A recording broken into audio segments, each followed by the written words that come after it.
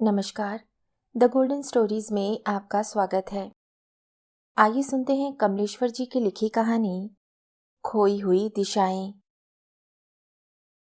सड़क के मोड़ पर लगी रेलिंग के सहारे चंदर खड़ा था। सामने दाएं बाएं आदमियों का सैलाब था। शाम हो रही थी और कनॉट प्लेस की बत्तियां जगमगाने लगी थी।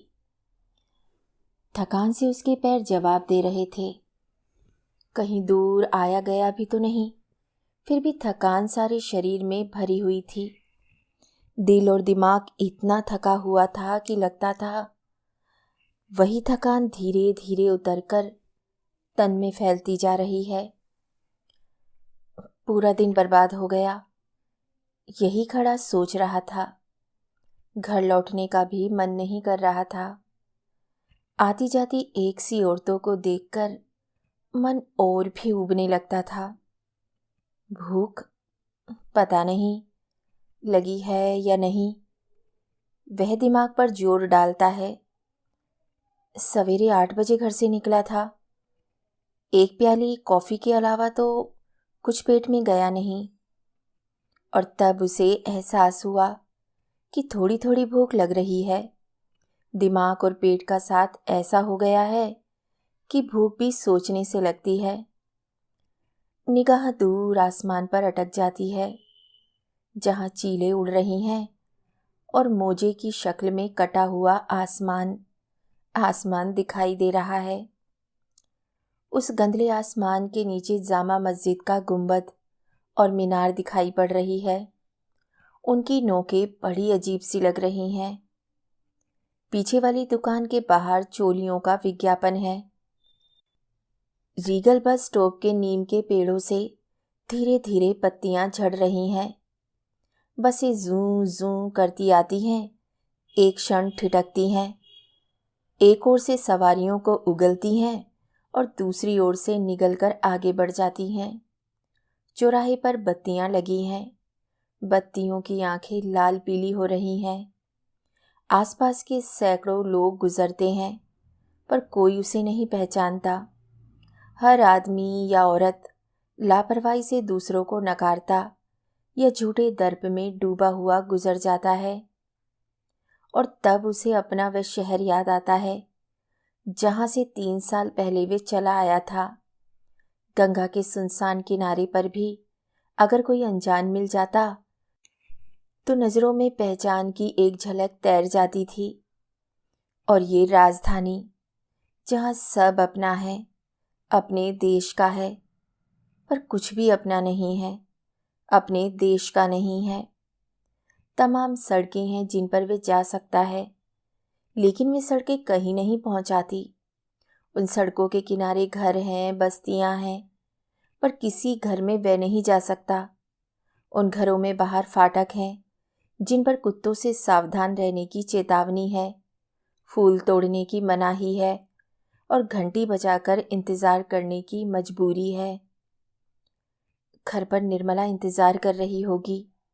वहाँ पहुंचकर भी पहले मेहमान की तरह कुर्सी पर बैठना होगा, क्योंकि बिस्तर पर कमरे का पूरा सामान सजा होगा और वे हीटर पर खाना पका रही होगी।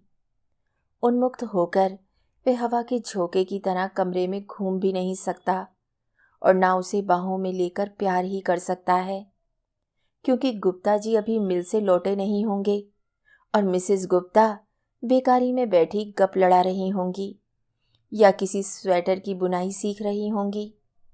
अगर वे चला भी गया तो कमरे में बहुत अदब से घुसेगा, फिर मिसेस गुप्ता से इधर उधर की 2-4 बातें करेगा।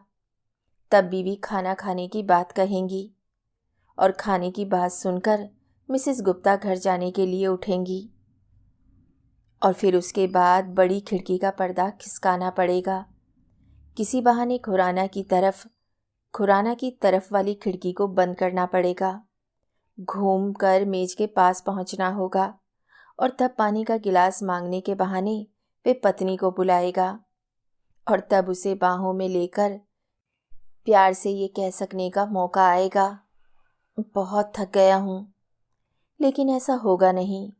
इतनी लंबी प्रक्रिया से गुजरने के पहले ही उसका मन झुंझला उठेगा और ये कहने पर मजबूर हो जाएगा, अरे भाई, खाने में कितनी देर है। सारा प्यार और समूची पहचान न जाने कहाँ छिप चुकी होगी। अजीब सा बेगानापन होगा।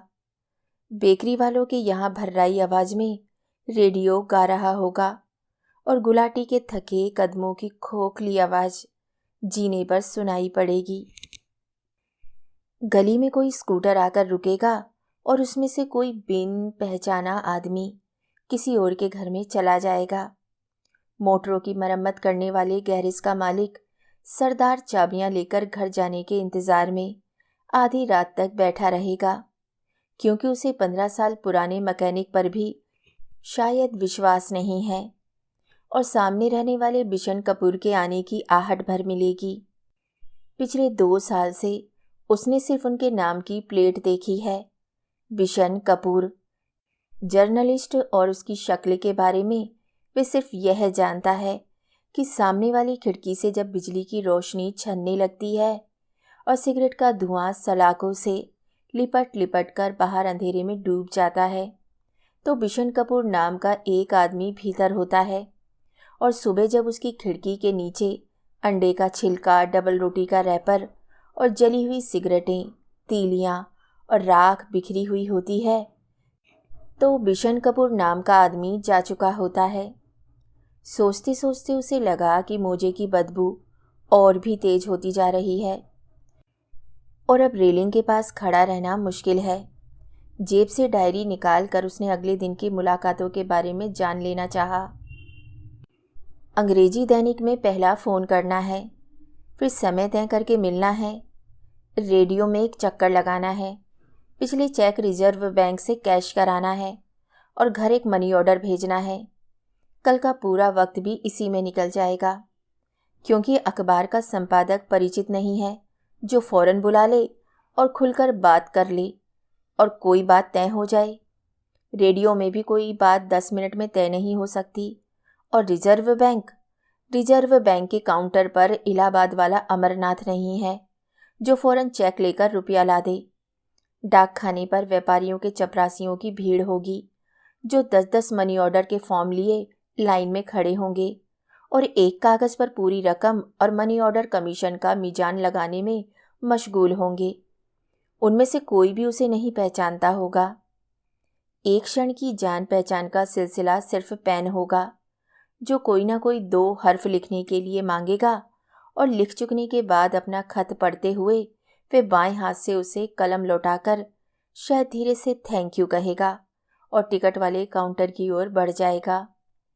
और तब उसे झुंझलाहट सी हुई।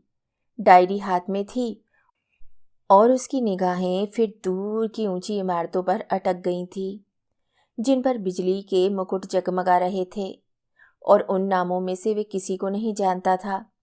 इलाहाबाद के सबसे बड़े कपड़े वाले के बारे में इतना तो मालूम था कि पहले वे बहुत गरीब था और कंधे पर कपड़ा रखकर फेरी लगाता था, और अब उसका लड़का विदेश पढ़ने गया हुआ है और वे खुद बहुत धार्मिक आदमी है जो अब माथे पर छापा तिलक लगाकर मनमाना मुनाफा वसूल करता है और कॉरपोरेशन का चुनाव लड़ने की तैयारी कर रहा है। यह कुछ भी पता नहीं चलता, किसी के बारे में कुछ भी मालूम नहीं पड़ता।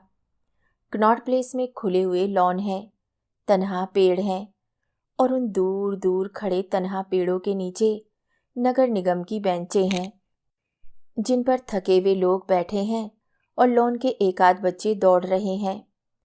बच्चों की शक्लें और शरारतें तो बहुत पहचानी सी लगती हैं, पर गोलगप्पे खाती हुई उनकी मम्मी अजनबी हैं, क्योंकि उनकी आंखों में मासूमियत और गरिमा से भरा प्यार नहीं है। उसके शरीर में मातृत्व का सौंदर्य और दर्प भी नहीं है।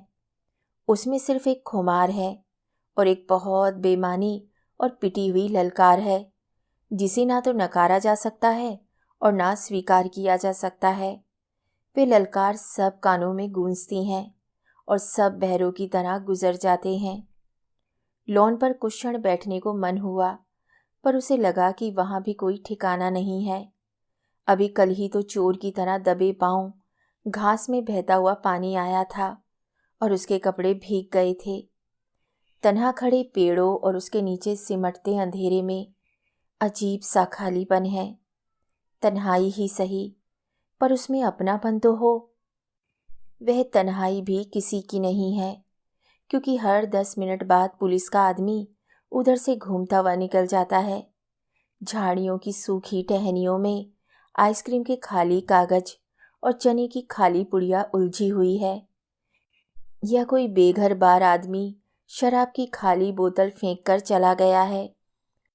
डायरी पर फिर उसकी नज़रें जम जाती हैं और शोर शराबे से भरे उस सैलाब में वे बहुत अकेला सा महसूस करता है और लगता है कि इन 3 सालों में ऐसा कुछ भी नहीं हुआ जो उसका अपना हो, जिसकी कचोट अभी तक हो।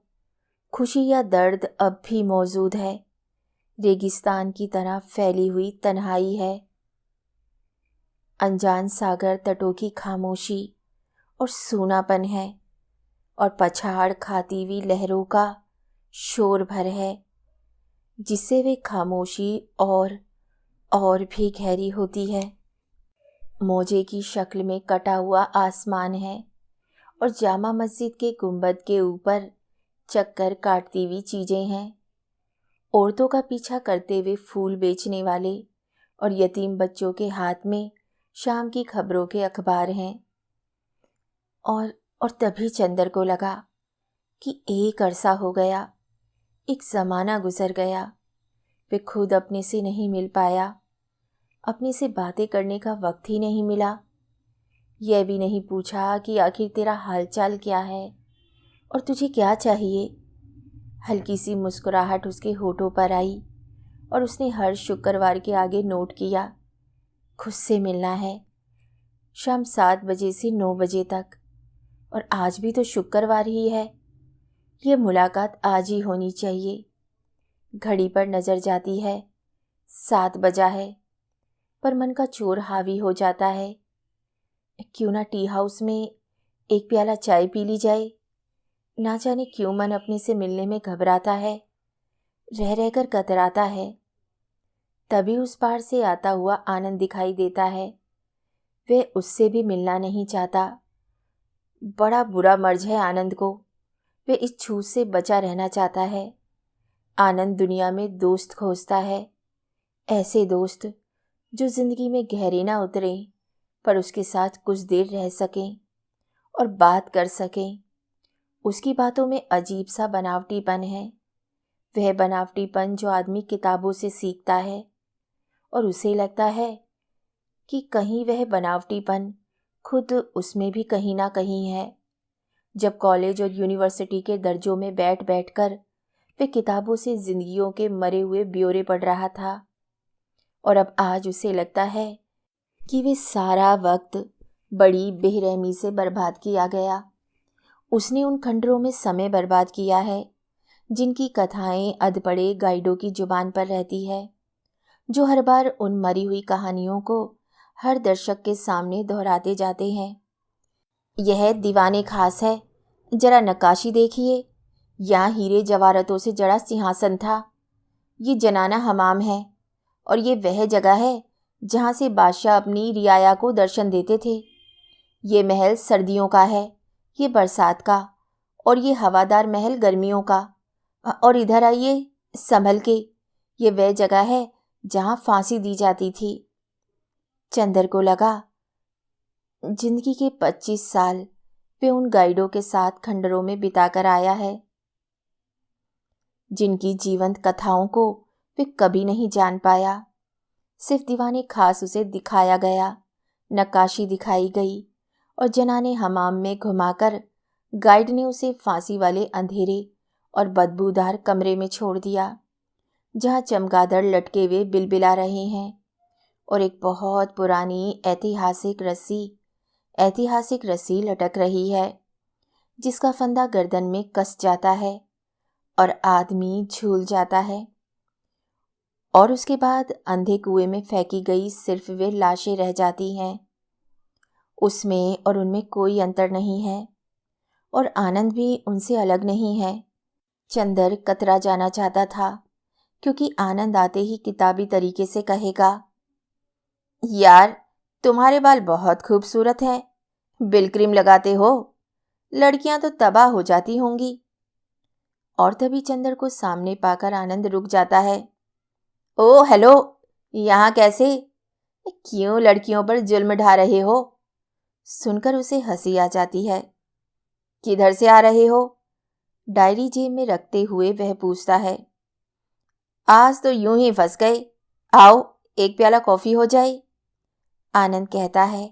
फिर एक क्षण रुककर वह दूसरी बात सुझाता है। या और कुछ? चंदर इसका मतलब समझकर ना कर देता है। वह जोड़ देता है। चलो फिर आज तो हो ही जाए। क्या रखा है इस जिंदगी में? कहते हुए वह झूठी हंसी हंसता है और धीरे से हाथ दबाकर पूछता है। Please, if you don't mind, कुछ पैसे हैं? उसके कहने में कोई हिचक नहीं है और ना उसे शर्म ही आती है। बड़ी सीधी सी बात है, पैसे कम हैं। अच्छा पार्टनर, मैं अभी इंतज़ाम करके आया। वे विश्वास को गहराता हुआ कहता है। यहीं रुकना, चले मत जाना। और वे जाता है तो फिर नहीं आता। चंदर ये पहले से जानता है। कुछ देर बाद ही वह टी हाउस में घुस जाता है और मेजों के पास चक्कर काटता हुआ कोने वाले काउंटर में सिगरेट का पैकेट लेकर एक मेज पर जम जाता है। हेलो, कोई एक अनजाना चेहरा कहता है। बहुत दिनों बाद इधर आना हुआ। और वह भी वहीं बैठ जाता है। दोनों के पास बात करने के लिए कुछ भी नहीं है। टी हाउस में बेपनाह शोर है, खोखली हंसी के ठहाके हैं और दीवार पर एक घड़ी है जो हमेशा वक्त से आगे चलती है। 3 रास्ते बाहर से आने और जाने के लिए हैं और चौथा रास्ता बाथरूम जाता है। बाथरूम के पॉट्स में फिनाइल की गोलियां पड़ी हैं और गैलरी में एक शीशा लगा हुआ है।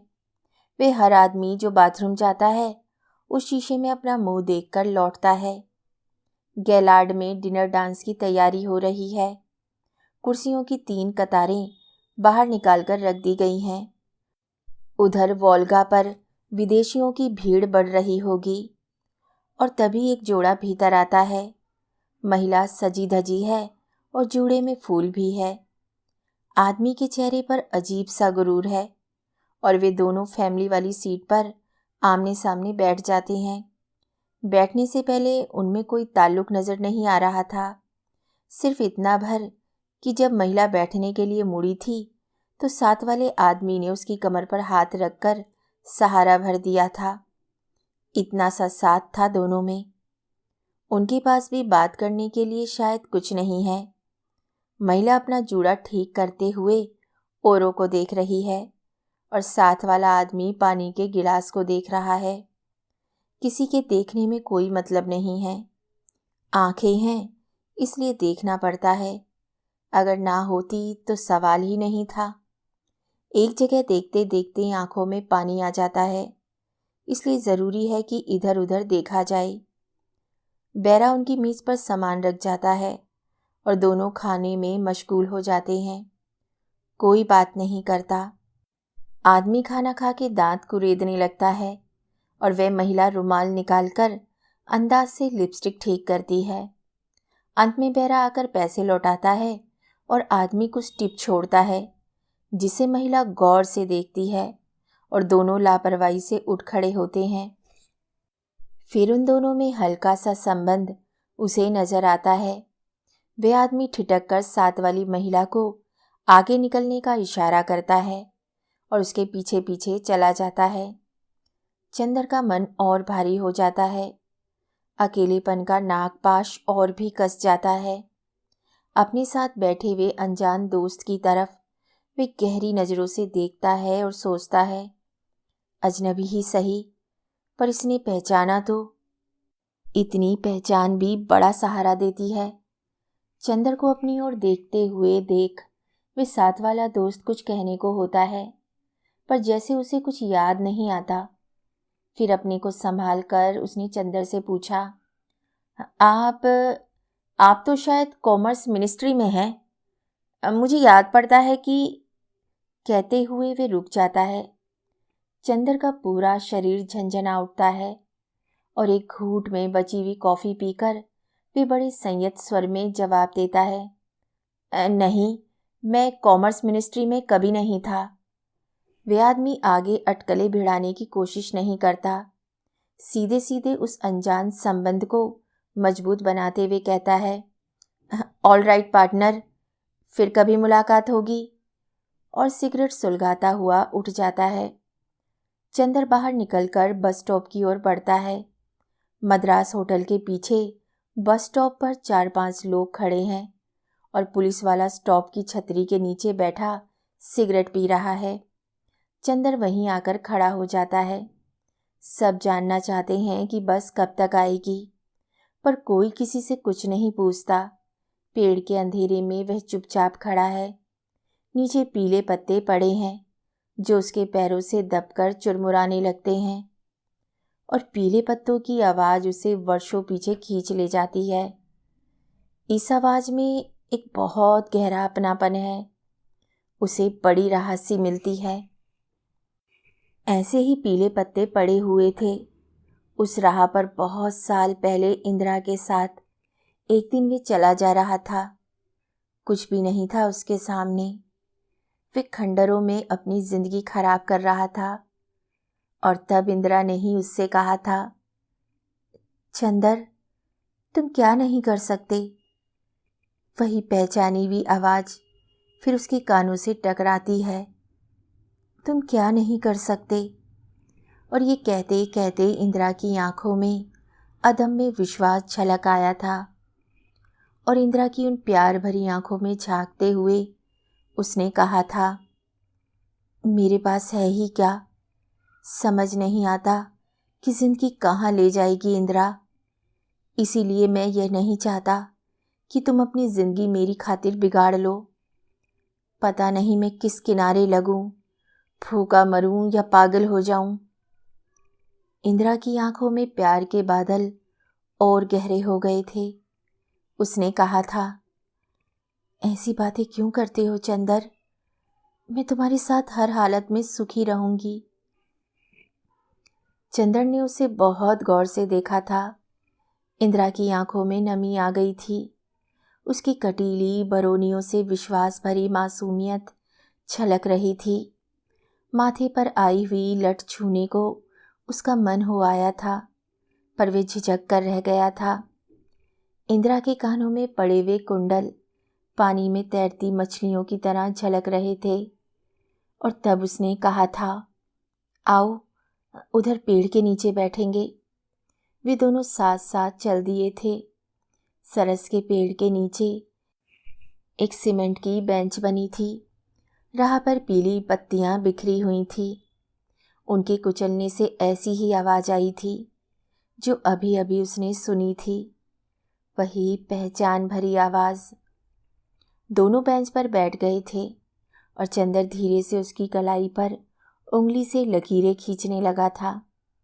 दोनों खामोश बैठे थे। बहुत सी बातें थीं जो वे कह नहीं पा रहे थे। कुछ क्षणों बाद इंदिरा ने आंखें चुराते हुए उसे देखा था और शर्मा गई थी। फिर उसी बात पर आ गई थी जैसे उसी एक बात में भारी बातें छिपी हों। तुम ऐसा क्यों सोचते हो चंदर, मुझ पर भरोसा नहीं। तब चंदर ने कहा था, भरोसा तो बहुत है इंदिरा, पर मैं खाना बदोशों की तरह जिंदगी भर भटकता रहूँगा। उन परेशानियों में तुम्हें खींचने की बात सोचता हूँ तो बर्दाश्त नहीं कर पाता। तुम बहुत अच्छी और सुविधाओं से भरी जिंदगी जी सकती हो। मैंने तो सिर पर कफन बांधा है, मेरा क्या ठिकाना। तुम चाहे जो कुछ बनो चंदर, अच्छे या बुरे, मेरे लिए एक से रहोगे। कितना इंतज़ार करती हूँ तुम्हारा, पर तुम्हें कभी वक्त ही नहीं मिलता। फिर कुछ देर मौन रहकर उसने पूछा था, इधर कुछ लिखा? हाँ, धीरे से चंदर ने कहा था। दिखाओ, इंदिरा ने मांगा था, और तब चंदर ने पसीजे हुए हाथों से डायरी बढ़ा दी थी। इंदिरा ने तुरंत उस डायरी को अपनी किताबों में रख लिया था और बोली थी, अब ये कल मिलेगी, इस बहाने तो अब आओगे। नहीं नहीं नहीं, मैं डायरी अपने साथ ले जाऊंगा, मुझे वापस दो, चंदर ने कहा था। तो इंदिरा शैतानी से मुस्कुराती रही थी और उसकी आंखों में प्यार की गहराइयां और बढ़ गई थी। हार कर चंदर वापस चला आया था और दूसरे दिन अपनी डायरी लेने पहुंचा तो इंदिरा ने कहा था, इसमें कुछ मैंने भी लिखा है, पढ़कर फाड़ देना जरूर से। मैं नहीं फाड़ूंगा। तो कट्टी हो जाएगी, इंदिरा ने बच्चों की तरह बड़ी मासूमियत से कहा था। और उस वक्त उसके मुंह से वह बेहद बचपने की बात भी बहुत अच्छी लगी थी। और एक दिन इंदिरा घर आई थी। इधर उधर से घूम घुमाकर वे चंदर के कमरे में पहुंच गई थी और तब चंदर ने पहली बार उसे बिल्कुल अपने पास महसूस किया था और उसके माथे पर रंग से बिंदी बना दी थी और कई क्षणों तक मुग्ध सा देखता रह गया था और अनजाने ही उसने होठ इंदिरा के माथे पर रख दिए थे। इंदिरा की पलकें झेप गई थी और रोम रोम से गंध फूट उठी थी। उसकी उंगलियां चंदर की बाहों पर थरथराने लगी थी और माथे पर आया पसीना उसके होठों ने सोख लिया था। रेशमी रोएं पसीने से चिपक गए थे और उन उन्माद के क्षणों में दोनों ने ही प्रतिज्ञा की थी कि वह प्रतिज्ञा जिसमें शब्द नहीं थे, जो होठों तक भी नहीं आई थी। तब से उसे ये शब्द हमेशा याद रहते हैं, तुम क्या नहीं कर सकते। और तभी एक दूसरे नंबर की बस आती है और ठिठक कर चली जाती है। चंदर को एहसास होता है कि वह बस स्टॉप पर खड़ा है। वह गहरी पहचान, कहीं कोई तो है और वे बहुत दूर भी तो नहीं। इंदिरा भी तो यहीं है, दिल्ली में। 2 महीने पहले ही तो वह मिला था। तब भी इंदिरा की आंखों में वे 4 बरस पहले की पहचान थी और उसने अपने पति से किसी बात पर कहा था, अरे चंदर की आदतें मैं खूब जानती हूँ। और इंदिरा के पति ने बड़े खुले दिल से कहा था, तो फिर भाई इनकी खातिर वातिर करो। और इंदिरा ने 4 बरस पहले की तरह चिढ़ाने के अंदाज में बयान किया था, चंदर को दूध से चिढ़ है और कॉफ़ी इन्हें धुआं पीने की तरह लगती है। चाय में अगर दूसरा चम्मच चीनी डाल दी गई तो इनका गला खराब हो जाएगा। कहकर वे खिलखिलाकर हंसती थी और इस बात से उसने पिछली बातों की याद ताज़ा कर दी थी। सचमुच चंदर 2 चम्मच चीनी नहीं पी सकता। बस आने का नाम नहीं ले रही थी। खड़े खड़े चंदर को लगा कि किस अनजानी और बिन जान पहचान से भरी नगरी में एक इंदिरा है जो उसे इतने सालों के बाद भी पहचानती है, अब तक जानती है। उसका मन अपने आप इंदिरा से मिलने के लिए छटपटाने लगा ताकि ये अजनबीपन किसी तरह टूट सके। तभी एक फटफट वाला आवाज़ लगाता हुआ आ जाता है, गुरुद्वारा रोड, करोल बाग गुरुद्वारा रोड।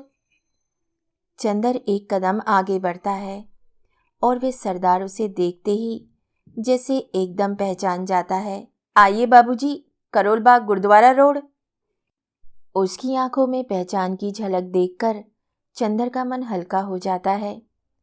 आखिर एक ने तो पहचाना। चंदर सरदार को पहचानता है। बहुत बार वे इसी सरदार के फटफट में बैठकर कनॉट प्लेस आया है। आंखों में पहचान देखते ही चंदर पलटकर फटफट पर बैठ जाता है।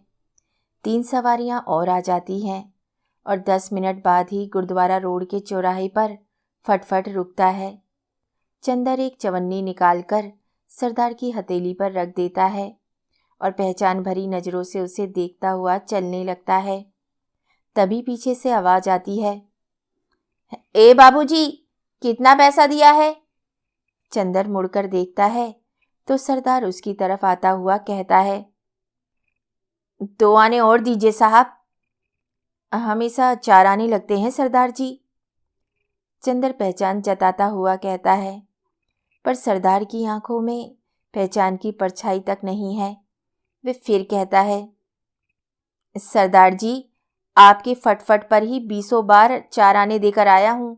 अजी किसी होड़ ने लए होंगे 4 आने, असी तो 6 आने तक घट नहीं लेंदे बादशाह हो।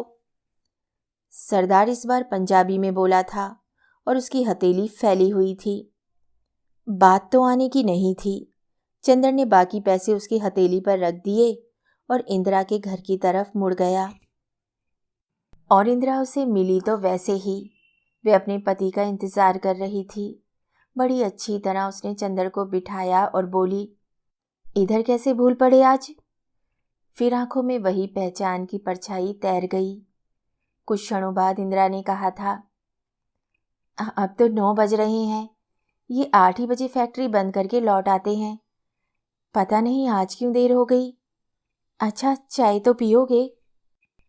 चाय के लिए इनकार तो नहीं किया जा सकता, चंदर ने बड़े उत्साह से कहा था और कुर्सी पर आराम से टांगी फैलाकर बैठ गया था। उसकी सारी थकान उतर गई थी और मन का अकेलापन डूब गया था।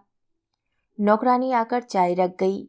इंदिरा ने प्याले सीधे करके चाय बनाई तो वे उसकी बाहों, चेहरे और हाथों को देखता रहा। सब कुछ वहीं था, वैसा ही था, चिर परिचित। तभी इंदिरा ने पूछा, चीनी कितनी दूं? और एक झटके से सब कुछ बिखर गया। उसका गला सूखने सा लगा और शरीर फिर थकान से भारी हो गया। माथे पर पसीना आ गया। फिर भी उसने पहचान का रिश्ता जोड़ने की एक नाकाम कोशिश की और बोला, 2 चम्मच। और उसे लगा कि अभी इंदिरा को सब कुछ याद आ जाएगा और वह कहेगी कि 2 चम्मच चीनी से अब गला खराब नहीं होता। पर इंदिरा ने प्याले में 2 चम्मच चीनी डाल दी और उसकी ओर बढ़ा दिया। जहर की घूंटों की तरह वह चाय पीता रहा। इंदिरा इधर उधर की बातें करती रही, पर उनमें उसे मेहमान नवाजी की बू लग रही थी और चंदर का मन कर रहा था कि इंदिरा के पास से किसी भी तरह भाग जाए और किसी दीवार पर अपना सिर पटक दे।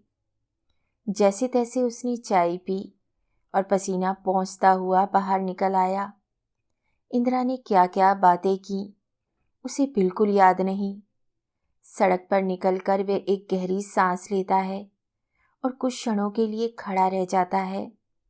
उसका गला बुरी तरह सूख रहा है और मुंह का स्वाद बेहद बिगड़ा हुआ है। चौराहे पर कुछ टैक्सी ड्राइवर नशे में गालियां बक रहे हैं और एक कुत्ता दूर सड़क पर भागा चला जा रहा है। मछलियां तलने की गंध यहाँ तक आ रही है और पान वाले की दुकान पर कुछ जवान कोका कोला की बोतलें मुंह में लगाए खड़े हैं। स्कूटर में कुछ लोग भागे जा रहे हैं और शहर से दूर जाने वाले लोग बस स्टॉप पर खड़े अब भी प्रतीक्षा कर रहे हैं। कारें, टैक्सियां, बसें और स्कूटर आ जा रहे हैं। चौराहे पर लगी बत्तियों की आंखें अब भी लाल पीली हो रही हैं। चंदर थका सा अपने घर की ओर लौट रहा है। उंगलियों पर जूता काट रहा है और मोजे की बदबू और भी तेज हो गई है। आखिर वे थका हारा घर पहुंचता है और मेहमान की तरह कुर्सी पर बैठ जाता है। यह कोई नई बात नहीं है। निर्मला उसे देखकर मुस्कुराती है और धीरे से बाहों पर हाथ रखकर पूछती है, बहुत थक गए? हाँ, चंदर कहता है और उसे प्यार से देखता है। उसका मन भीतर से उमड़ आता है। वे किराए का मकान भी उस क्षण उसे राहत देता है और लगता है कि वह उसी का है। निर्मला खाना लगाते हुए कहती है, हाथ मुंह धो लो, अभी खाने का मन नहीं है।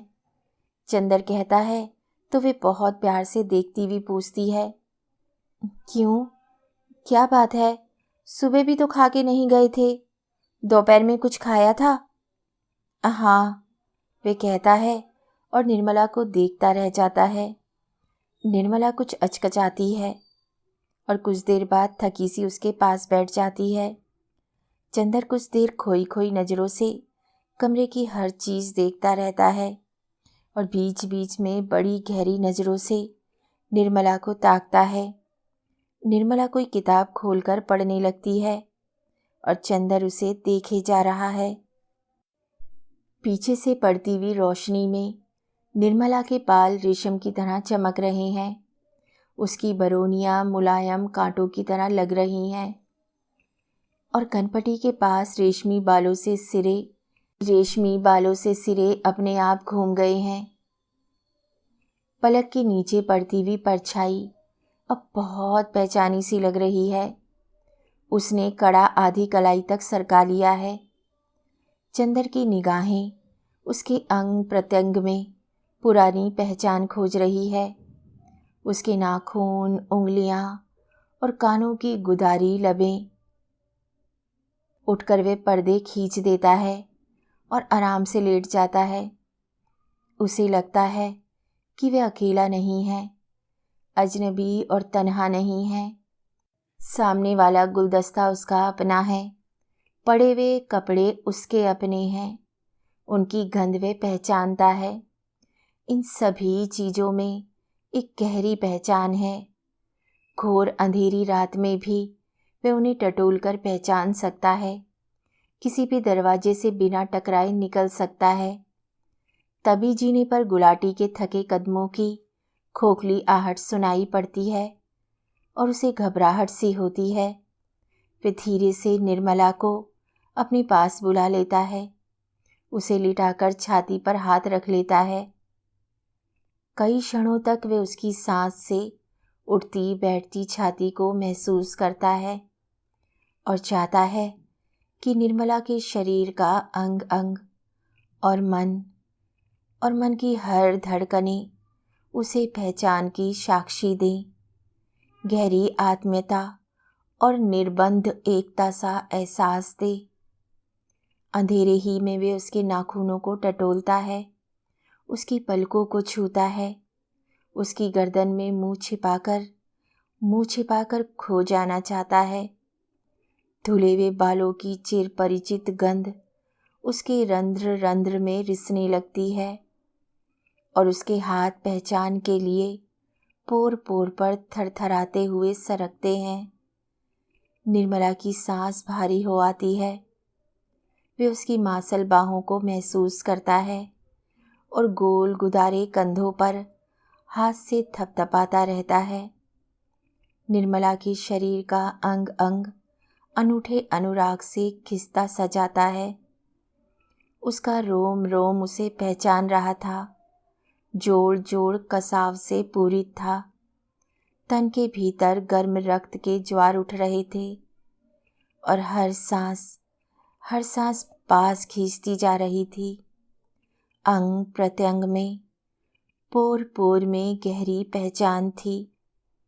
तभी बिशन कपूर की खिड़की में उजाला होता है और धुआं सलाखों से लिपट लिपट कर गली के अंधेरे में डूबने लगता है और उसका तन्हा मन तन्हाइयों को छोड़कर उस परिचित गंध, परिचित सांसों और पहचाने स्पर्शों में डूबता जाता है। उसे और कुछ भी नहीं चाहिए, परिचय की एक मांग है और उस अंधेरे में वह सांस में गंध से तन के टुकड़े टुकड़े से पहचान चाहता है, पुरानी प्रतीति चाहता है।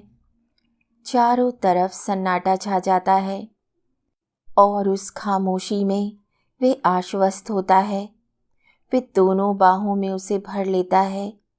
ज्वार और उठता है, तन की गर्माहट और बढ़ती है और रंध रंध में एकता का सागर लहराने लगता है।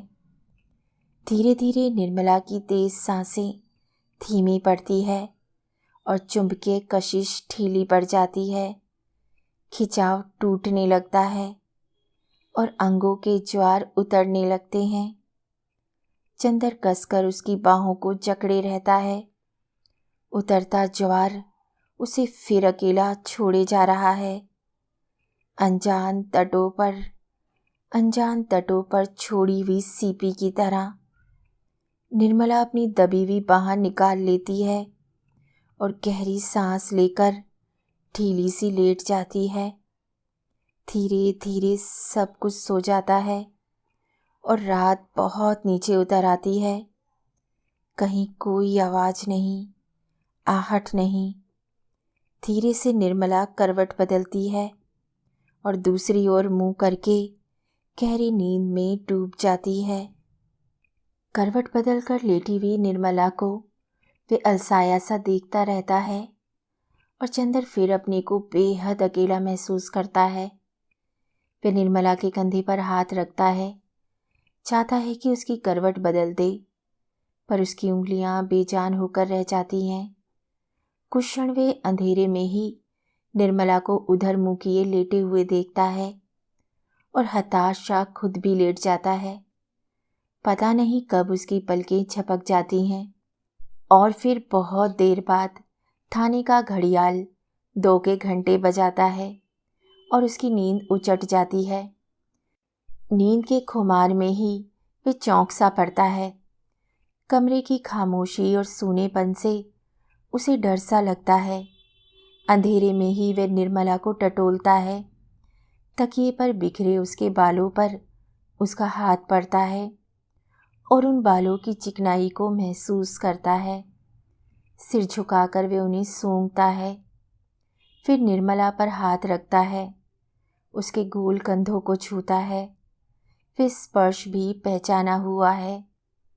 धीरे धीरे धीरे धीरे वे उसके पूरे शरीर को पहचानने के लिए टटोलता है और उसकी सांसों की हल्की आवाज़ को सुनने और पहचानने की कोशिश करता है। निर्मला अब भी करवट लिए पड़ी थी, अब धीरे से नींद में कुनमुनाती है। चंदर का दिल धक से रह जाता है, कहीं निर्मला जाग ना जाए। अनजाने ही इस स्पर्श से अजनबियों की तरह चौंक ना जाए। निर्मला सोते सोते एक बार रुक रुक कर सांस लेती है, जैसे उसे डर सा लग रहा हो या कोई भयंकर सपना देख रही हो। चंदर सुन सा रह जाता है। क्या वे उसके स्पर्श को नहीं पहचानती? और फिर निर्मला को झकझोर कर वे उठाता है। निर्मला, निर्मला, वे बदहवासी में कहता है। निर्मला चौंक कर उठती है और आंखें मलते हुए प्रकृतिस्थ होने की कोशिश करती है और बिजली जलाकर वह निर्मला को दोनों कंधों से पकड़कर अपना मुंह उसके सामने करके डरी हुई आवाज में पूछता है, मुझे पहचानती हो? मुझे पहचानती हो निर्मला? निर्मला आंखें फाड़े देखती रह जाती है। धीरे से आश्चर्य भरे स्वर में कहती है, क्या हुआ? और वे निर्मला को ताकता रह जाता है। उसकी आंखें उसके चेहरे पर कुछ खोजती रह जाती है, कुछ खोजती रह जाती है। कहानी सुनने के लिए धन्यवाद।